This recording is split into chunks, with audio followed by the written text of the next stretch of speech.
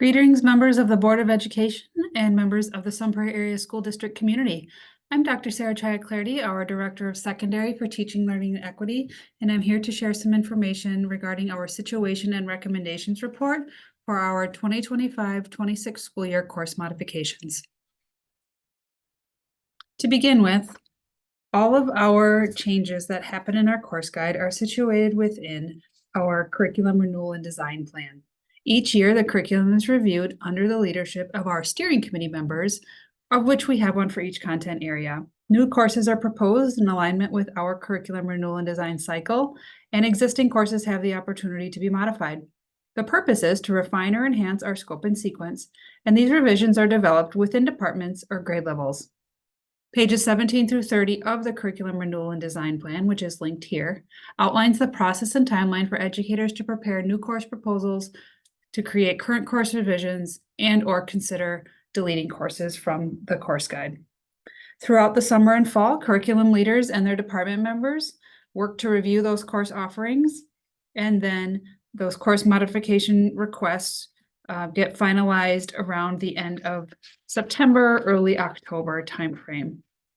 So every year, course curriculum is reviewed.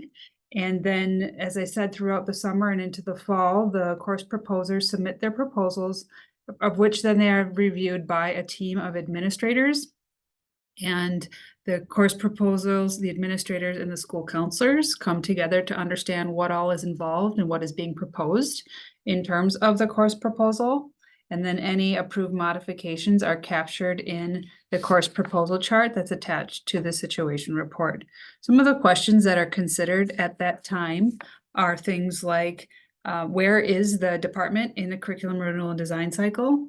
Particularly phase 2, years 3 and 4, see heavier adaptations to the course offerings. That's true this year, particularly in ELA, and then some changes in math. We're looking at standards that change, and when our standards change, our courses subsequently need to change as well. We're thinking about ensuring rigor and ensuring access to students, every student, to be able to access high levels of rigor and engaging curriculum. And so sometimes the revisions happen to that end as well. Attached on this slide, you can see the course modifications chart. In total, there were 25 course modifications that were approved. Those approved courses are 1 course addition, 2 course title changes, 4 course deletions, and 18 course revisions. The 1 addition is at middle school. We are adding a course for our newcomer English as a second language learner students. So students who first arrive in our district from another country have an opportunity to get explicit instruction in English to be able to support their onboarding and advancement towards English proficiency. And so currently the structure has been that students have been receiving instruction, pull-out instruction, or some other instruction, and this is codifying our practice and creating a course so that students are enrolled in a course, and then we have an aligned curriculum that is parallel across all 3 of our middle schools. So other than that, the majority of the courses you can see here were revisions. And as I said, those revisions sometimes are due to content that is changing in the class, usually because of standards that we adopt as part of the curriculum renewal and design cycle. There are also revisions. Sometimes our courses that we have in partnership with Madison College, dual credit status may change. And so the revisions there are for those reasons. If you click on any of the course titles highlighted and underlined in blue, you can actually go in and read the full course proposal if you choose from this course modification chart. One particular course that I want to draw extra attention to is the course Math 1. Math 1 is a course that we're revising from the former Algebra 1 course that lived in 8th grade and then had also some sections running in high school. And following the transition we made for math teaching and learning in middle school, and given where we are in curriculum renewal and design with the adoption of the 2021 Wisconsin Standards for Mathematics, we are beginning the process of revising our course sequence in high school. Remembering that we need to have these course revisions done at this time frame so that students and families are able to get the course guide by winter break. We know that we are still working through this process this year, and our process of curriculum renewal and design and materials adoption will span across this school year to conclude by the end of June 30th. And so what's proposed on this chart, you can see is there's a legacy traditional pathway and then the integrated pathway. What's being proposed in this course proposal, given that we don't know which of these two pathways our curricular steering committee will determine, we have the legacy traditional pathway laid out. If the team were to decide to go with an integrated curriculum, that would mean that for Math 1, we would need to introduce the geometry standards. Regardless of whether it is the legacy traditional pathway or the integrated pathway that we ultimately decide upon, as you can see here, there is much more being taught than algebra. Now, also name that algebra is not only exclusively taught in high school. We know that algebraic thinking begins in kindergarten and the standards are laid out that way. However, high school algebra has its own level of rigor. And so to have a course called algebra that didn't teach the other domains and conceptual categories that are laid out on this chart would be a misnomer of the course and also not be in alignment or in service of the way that the standards are now laid out. So therefore, we are proposing a change and we'll be creating a Math 1 course, and there will no longer be an Algebra 1 course offered at our schools. What this would look like in the course guide is a chart that outlines that beginning in this coming school year, Math 1 will be the 9th grade course that 9th graders take. Also, if students formerly took 8th grade algebra, this is laid out here to show students who might be taking their coursework as juniors and seniors. And so this first chevron tile that says Math 1 or 8th grade Algebra 1 shows that our incoming 9th graders would be taking Math 1, and students who are potentially in their sophomore, junior year can see the pathways that are available.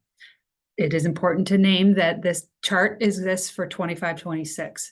It will be updated again for 26-27 when we release new math pathways that are fully fleshed out as we complete the curriculum renewal and design plan this year.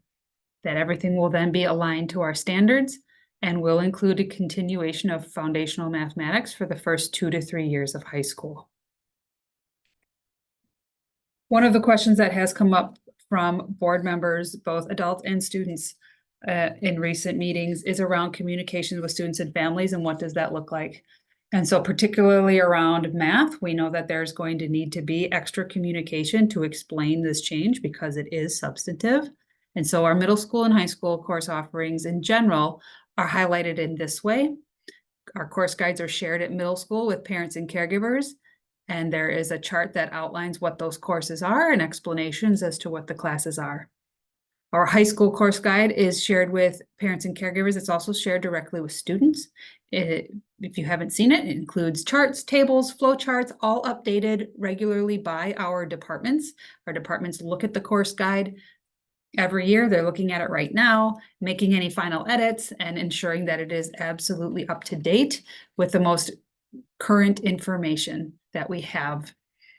We also have our school websites that have not only the course guides published, but they have video links to every course that we offer so that students and families can get a flavor for what a class is all about.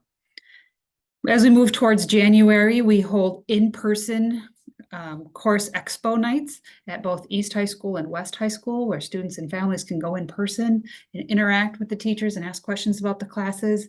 And then we also, as I said, showcase all of that on our school websites as well. So once our course guides get released in right as students head out to winter break, I believe it's December 20th this year, all of that becomes live on our websites as well. Our school counselors are planning for school visits from high school down to middle school to be able to help our 8th graders understand what is this course registration and scheduling process all about. They create 4-year blueprints outlining what the course sequences will be that they're thinking about as 8th graders, and obviously have some adjustments as they move through 9th, 10th, 11th, and then into 12th grade as well.